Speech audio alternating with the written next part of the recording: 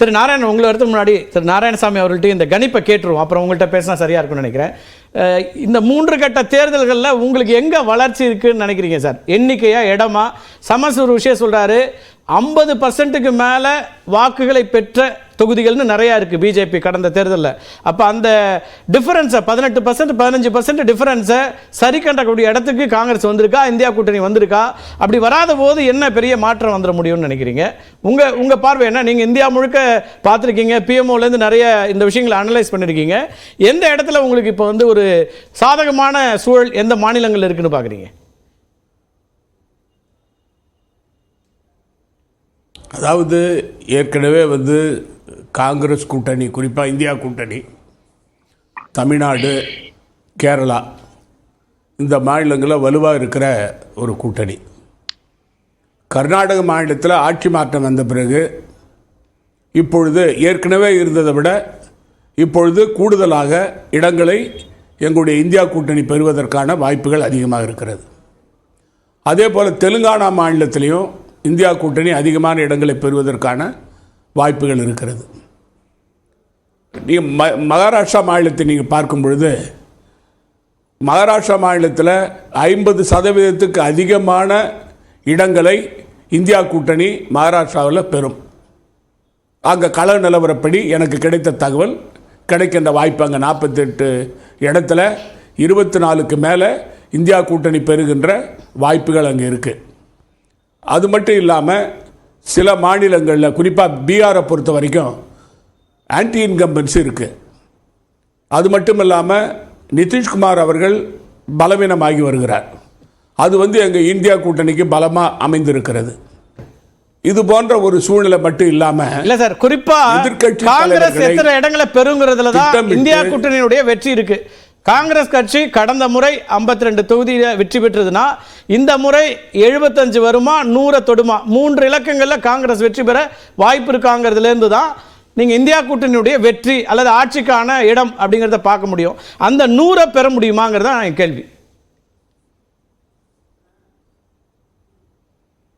அதாவது காங்கிரஸ் கட்சியை பொறுத்த வரைக்கும் இப்போ இருக்கிற சூழ்நிலையில் பாரதிய ஜனதா கட்சி தலைவர்கள் அவருடைய பரப்புரையிலிருந்து நீங்கள் தெளிவாக தெரிஞ்சுக்கலாம்.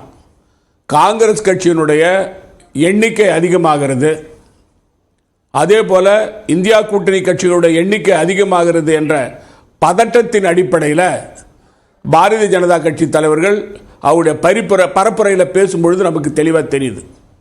இது வந்து நீங்கள் தொலைக்காட்சியில் அவருடைய பேச்சை கேட்கும்போதே அதை இப்போ சொன்னாங்க இல்லைங்களா, மரியாதைக்குரிய பத்திரிகையாளர் சமஸ் சொன்னது போல் ஒரு இந்த நேஷனல் நேரேட்டிவே இல்லாமல் ஒரு பிரதமர் பேசுகிறார்.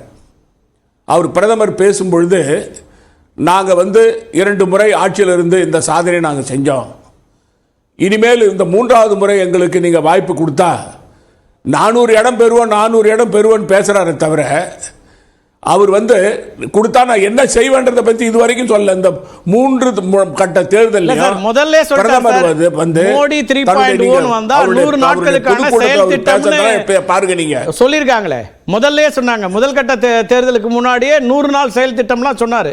அதாவது செயல் திட்டத்தை அறிவிச்சுக்கிறாங்க. பிரதமர் வந்து அதை தன்னுடைய பரப்புரையில் மக்கள் மத்தியில் சொல்லணும். காங்கிரஸ் கட்சியுடைய தேர்தல் அறிக்கை விமர்சனம் செய்கிறார் இல்லைங்களா, அதே பிரதமர் வந்து அவருடைய 100 நாளுடைய சாதனை திட்டத்தை நாங்கள் 100 நாளில் இதை செய்வோம்னு சொல்லி அவங்க அறிவிச்சிருக்கிறாங்க. ஆனால் அதை பற்றி ஒரு வார்த்தை கூட பிரதமர் பேசல இது வரைக்கும். இந்த 3 கட்ட தேர்தலையும் அதை பற்றி இந்த 100 நாள் அவங்க செயல் திட்டத்தை நாங்கள் இதை இப்படி நடைமுறைப்படுத்துவோம் அப்படின்றத பிரதமர் பேசாததுலேருந்து தெளிவாக தெரியுது. அந்த 100 நாள் செயல் திட்டம் வந்து பிரதமருக்கு அதில் நம்பிக்கை இல்லை. நீங்க அதனால வந்து களத்தை நிறைய பார்த்திருக்கீங்க. நேரடியான கேள்வி, நீங்க வந்து பாஜக தலைவர்களுடைய பரப்புரை காங்கிரஸ் மையமா வச்சிருக்கு, பிரதமருடைய பரப்புரை காங்கிரஸ் மையமா வச்சிருக்கு, பதற்றம் தெரியுது, இதெல்லாம் பொதுவான ஸ்டேட்மெண்டா இருக்கு. பிஜேபியோட நேரடியா மோதக்கூடிய இடங்கள்ல காங்கிரஸ் எத்தனை இடங்களை வெற்றி பெறும்? அப்படி வெற்றி பெறக்கூடிய இடத்துல நீங்க ஒரு கணக்கு வச்சிருப்பீங்க. தயவு செஞ்சு நான் சொல்றதுக்கு பொதுவான ஸ்டேட்மெண்ட் இல்ல. ஓகே, இல்ல எவ்வளவு இடங்களை நீங்க வெற்றி பெறுவீங்க? அதாவது காங்கிரஸ் கட்சியை பொறுத்த வரைக்கும் நான் வந்து யூகத்துக்கெல்லாம் பதில் சொல்ல முடியாது, நான் யூகம் பண்ண முடியாது.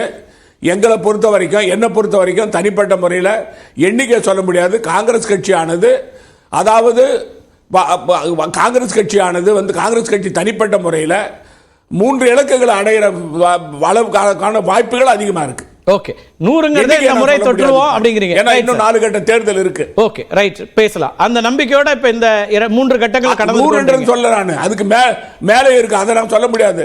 3 இலக்குகள் சொன்ன அதை புரிஞ்சுங்க நீங்க. அதான் சார் 100ல நிக்கிறீங்க. இல்ல 3 இலக்கு என்ன நாங்க டச் பண்ணிடுவோம்ன்றீங்க. 3 இலக்குன்னா அதுக்கப்புறம் இருக்கிற எல்லாமே இருக்கு, அதையும் நான் வச்சுக்கிறேன். நம்ம மொத்த எண்ணிக்கையும் 3 இலக்கத்துல தான் இருக்கு. அதனால நான் வந்து 100க்கு மேல அப்படின்னு ஒரு எண்ணிக்கை வைக்கிறீங்க. அதுவே பெரிய எண்ணிக்கை தான். விச் மீன்ஸ் நீங்க சொல்றது என்னன்னா இரட்டிப்பாகும் அப்படிங்கிறீங்க. கடந்த முறையை விட இரட்டிப்பாகிறதுக்கான வாய்ப்புகள் இருக்குன்றீங்க.